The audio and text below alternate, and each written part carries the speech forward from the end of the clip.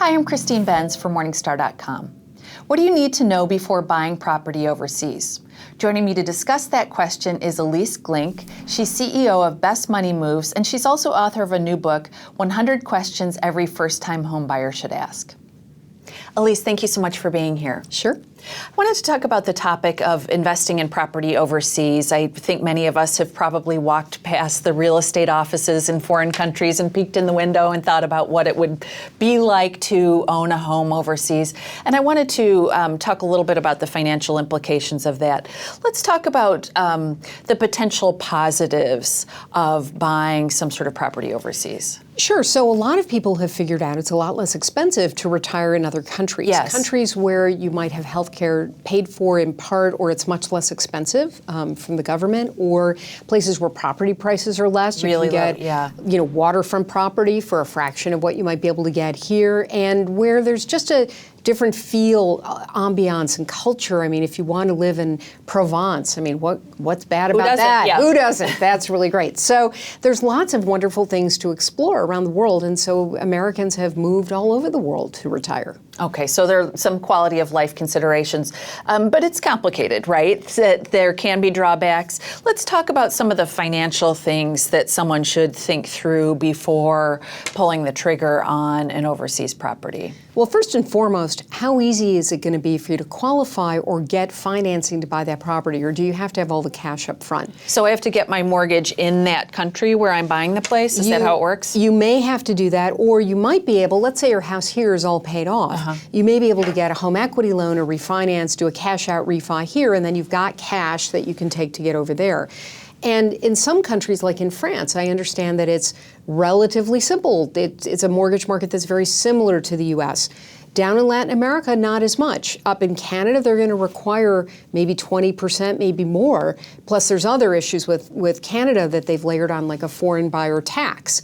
Down in Australia and New Zealand, they're now limiting the number of foreigners, and then they've also taxed the people who can come in. And so you have to ask yourself, am I thinking about moving to a country where the government wants me and my dollars, or really they've decided, no, they're not that interested, because the amount of extra cash, extra fees, extra taxes that you will have to pay for could be significant. Okay. So how about the U.S. tax implications? Say I continue to be a U.S. taxpayer even though I own this property overseas.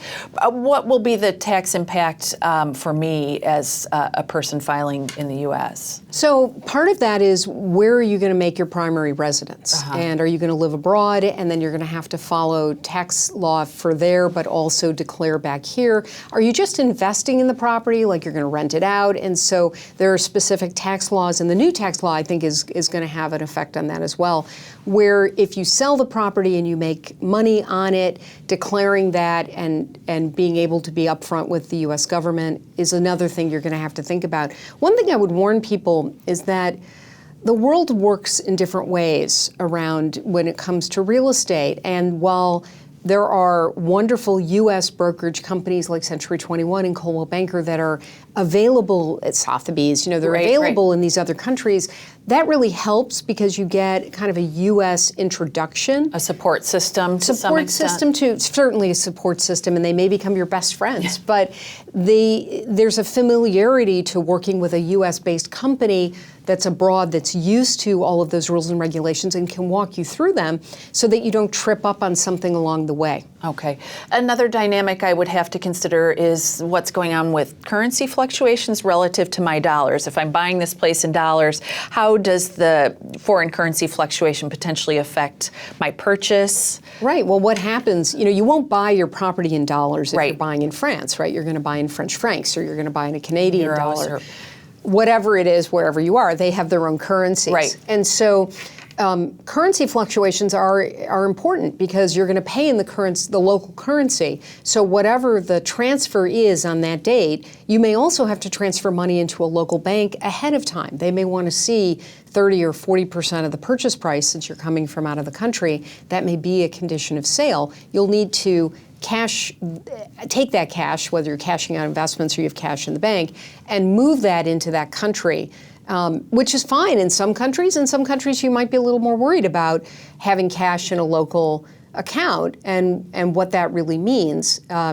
I mean, thinking of currency devaluations in Latin America, for example, and what that might mean to the purchase price of your property if you've already transferred into the local currency and then something happens. And so understanding what that looks like, what strategies there are to hedge that problem, and how to find partners that you can trust in the area where you're going, that's an important big step. Okay, so obviously a lot of moving parts here, more complicated than a domestic real estate purchase. Do you have any, and I know you've written about this topic, are there any resources that you can recommend for people who are attempting to get their arms around making smart decisions on this front? I would read books by the people, or go to their websites, of people who have actually written about a lot of their moves to Latin America. And or wherever they've moved, right? Yeah. So, they talk about how great and easy it is to move to Guatemala. Well, you know what? A couple of years ago, I was in Guatemala, and just recently, the volcano that I was 50 miles from exploded all over the place. You want to be very careful and cautious, and so the first thing I would say is read about those areas. Go visit those areas, right? It's one thing to say, I'm going to retire in Panama, and then you get there and you realize that for whatever reason, the healthcare system won't work for you. If you're going to spend more than 6 months a year, you really want to understand it. There's a couple from Chicago. She used to be one of the chief librarians at the Newberry Library, and he was a professor, and they moved to Oaxaca, Mexico. But they spoke fluent Spanish. They had spent years of their life going there and being a part of it. They had friends in the area. They knew what the healthcare was going to be. They had a way to ease in. They were still doing some work locally before they finally retired. They're in their 80s now. We visited them a couple of years ago. They've had a very successful transition. So they were ideal candidates for this in really every way. And it worked well for them. And then when one of them got sick, they had the backup and the resources, knew where they needed to go, spoke the language, had the insurance, were able to get the treatment they need, and so it's worked out really well for them. I think that that's a great example of just an easy way in. The idea that you're going to buy a chateau in Provence, sounds like a dream, and then you have to make all of those pieces work. Right. Ilyce, great to get your insights. This is such an interesting topic. Thank you so much for being here. Sure. Thanks for watching. I'm Christine Benz for Morningstar.com.